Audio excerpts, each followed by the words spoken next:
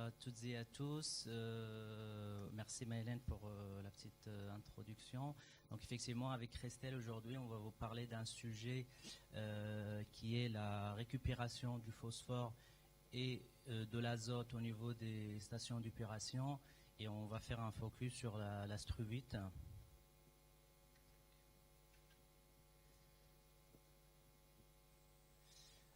Donc pour commencer, un petit sommaire, on va vous faire un petit résumé sur les enjeux du phosphore au jour d'aujourd'hui, et un petit focus sur la struvite, qu'est-ce que c'est, comment on l'obtient, un petit rappel sur le cycle phosphore dans les stations d'épuration, et après on va enchaîner avec rentrer un peu plus dans les détails en fait, il y a plusieurs process aujourd'hui de récupération de struvite, mais on va faire un zoom sur un procédé développé par Veolia, donc appelé Struvia, et le procédé de Suez, Phosphogreen, et on va finir avec une conclusion sur le statut réglementaire et l'initiative Green Deal.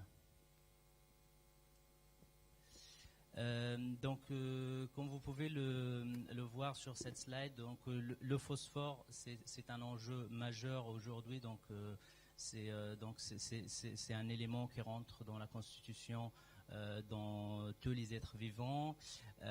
Sachez que 80%, un peu plus de 80% de ressources de phosphore sont aujourd'hui destinées à la fabrication des fertilisants, et que le phosphore reste, et ça c'est un point très important, reste une substance non renouvelable. Donc c'est une substitution il n'y a pas de substitution de synthèse qui peut le remplacer.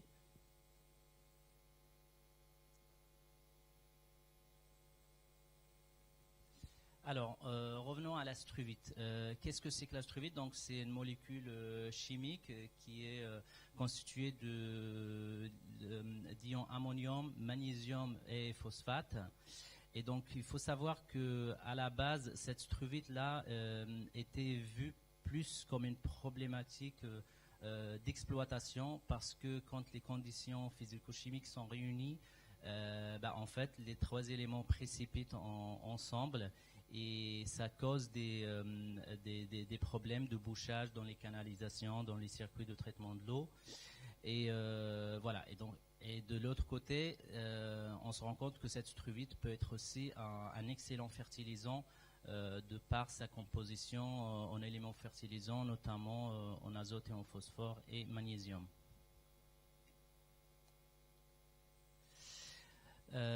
Voilà, donc là c'est une slide pour dire que d'une problématique ou d'un problème d'exploitation, on peut arriver à, d'un côté on a un phénomène non maîtrisé qui est donc la formation naturelle de la struvite dans les steppes, et si on arrive à contrôler plus et mettre en place un process bien maîtrisé, on peut arriver à extraire ce phosphore, donc, et le valoriser et en faire un engrais.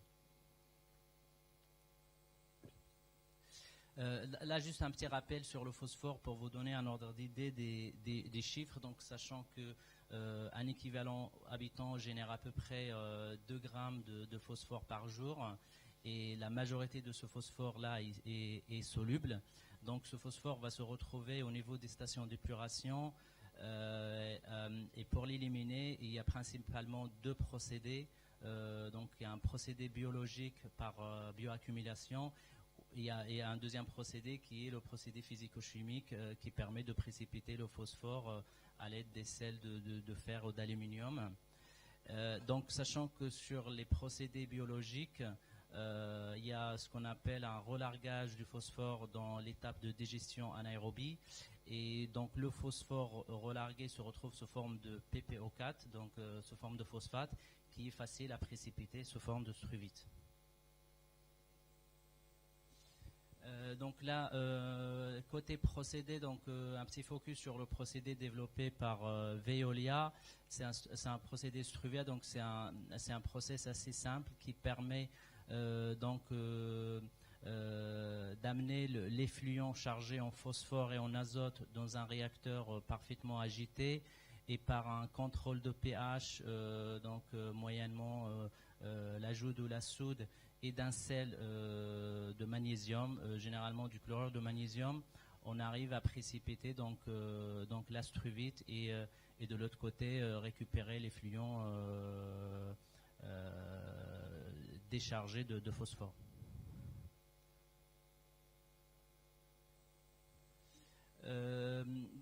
Avec ce procédé Veolia, on a une première référence full scale qui a été mise en route en avril 2016 au Danemark, à Helsingør. Donc c'est une petite installation qui permet de générer à peu près 50 à 60 tonnes de struvite par an.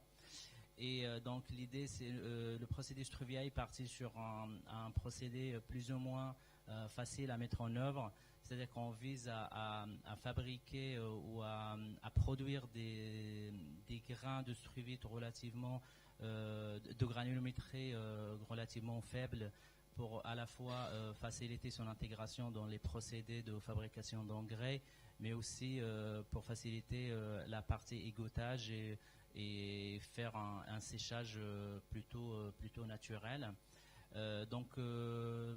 Sur le cas que je viens de citer, d'Helsingør, on a récupéré déjà des quantités de struvite qu'on a essayé de mettre en fait, d'incorporer dans nos fabrications d'engrais organominéraux à travers notre filière ADS.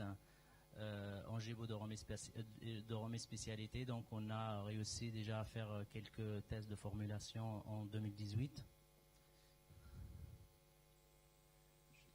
Je passe la parole à Christelle pour parler un peu plus du procédé Phosphogreen de Suez et quelques références. Merci Ibrahim, s'il marche. Donc je vais vous parler du procédé Phosphogreen. Alors comme vous le disiez Brahim, le phosphore, c'est aujourd'hui la récupération du phosphore, c'est un sujet sur lequel le marché s'intéresse. L'Europe a décrété le phosphore comme matière critique.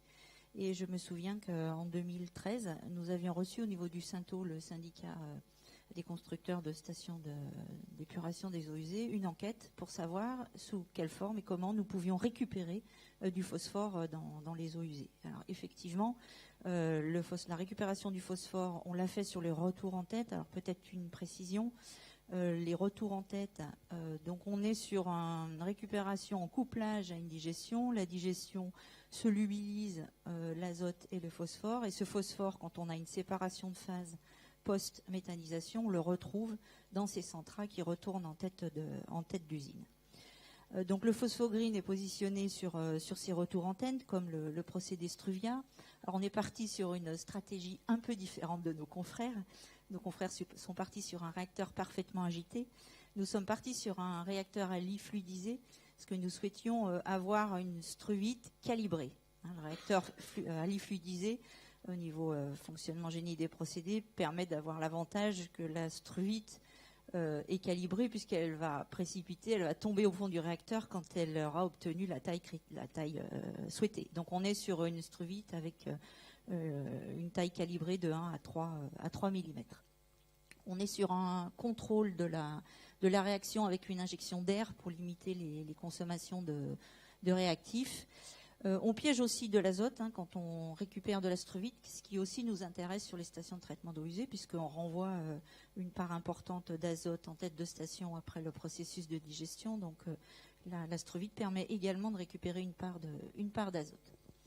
Alors le Danemark est un pays qui s'est intéressé extrêmement tôt à ces sujets de valorisation de la struvite. On a certains pays en Europe qui sont très en avance par rapport à la France. On n'a pas encore de cadre réglementaire en France. Pour autant, le marché a commencé à décoller. Donc vous avez sur ce slide nos 3 premières références au Danemark. Donc on est parti sur une taille de 80 000, 150 000. Et puis la dernière mise en service l'année dernière à Marselisborg. Vous trouverez d'ailleurs quelques vidéos sur YouTube qui sont assez intéressantes. Et puis nos 2 premières références sur la France qui sont en cours de construction. Donc on voit qu'on a un 360 en termes de taille, puisque la plus petite fait 45 000 et la plus importante, c'est celle de Mulhouse, fait 500 000 équivalents habitants. Donc on mettra en place un procédé Phosphogreen sur ces 2 installations.